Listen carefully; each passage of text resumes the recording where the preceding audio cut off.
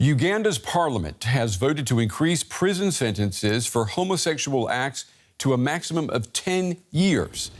Gay sex was already banned under laws that come from the colonial era, but the latest changes, they go much further, criminalizing anyone who claims a gender identity other than male or female.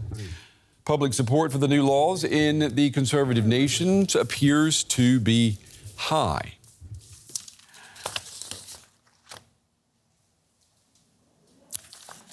Well, I'm joined now by Richard Lusimbo. He is a LGBT rights activist. He can tell us more about what is going on. He joins us tonight from the Ugandan capital, Kampala. It's good to have you with us. This bill has passed. Why do lawmakers feel that they need harsher penalties?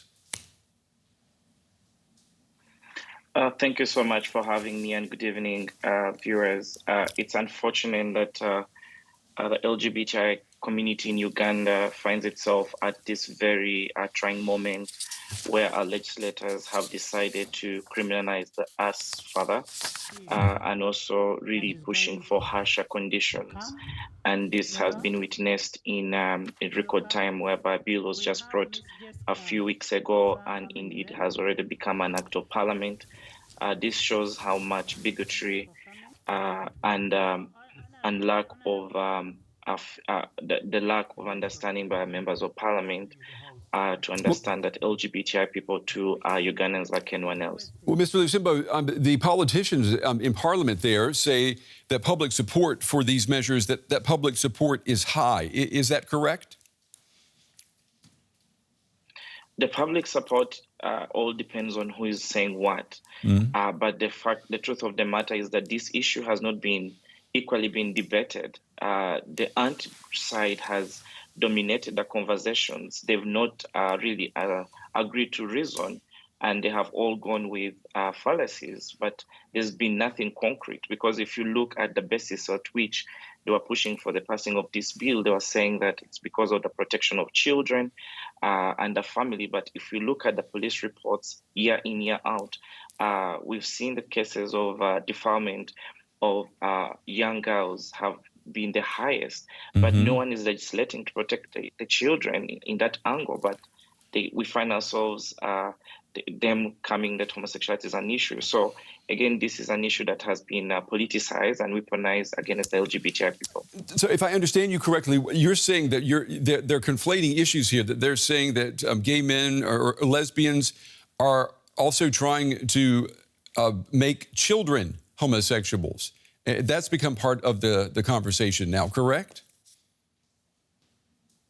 Yeah, no, absolutely. And this talk of recruitment has been something that has been growing.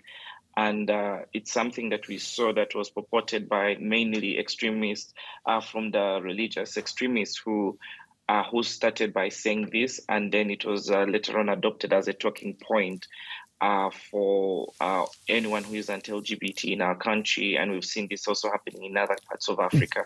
Where is that thinking, Mr. Lusimbo? Where is that thinking coming from, though? I mean, is it Ugandan? Is it homemade, or is this influence coming from somewhere else, making people think that gays and lesbians are trying to hurt their children?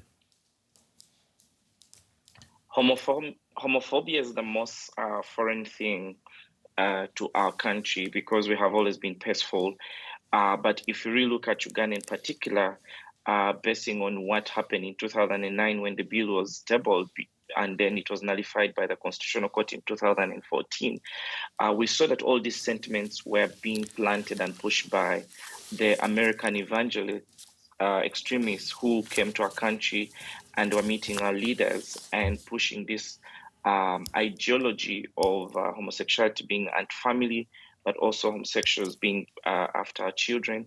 And this was adopted by our leaders. And we've seen the same sentiments growing over time, and it has become a talking point of the anti-LGBT activists.